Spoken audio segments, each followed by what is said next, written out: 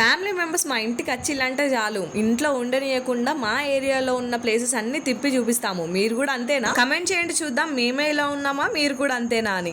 Botanical garden దగ్గర ఒక 1-2 hours spend చేసిన తర్వాత ఇప్పుడు వచ్చేసాము దుర్గం చెరువు. ఇక్కడ స్టార్టింగ్ లోనే ఇలా photo session start చేసిళ్ళు.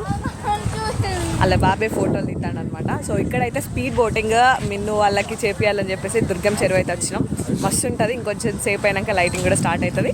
So botanical garden తర్వాత వచ్చేసాము దుర్గం చెరువు. సో దీనికి సంబంధించిన ఫుల్ వీడియో రిలేటెడ్ వీడియో దగ్గర ట్యాగ్ చేశాను. ఇంకెవరైనా చూడకపోతే ప్లీజ్ వెళ్ళి చూడండి. ఆల్రెడీ మేము చూసాం అంజలి, నువ్వు ఇప్పుడు ఆ షార్ట్ వీడియో పోస్ట్ చేసేది అని మీరు అనొచ్చు. కొంచెం లేట్ అయింది, మీ స్పీడ్ని నేను అందుకోలేకపోతున్నాను.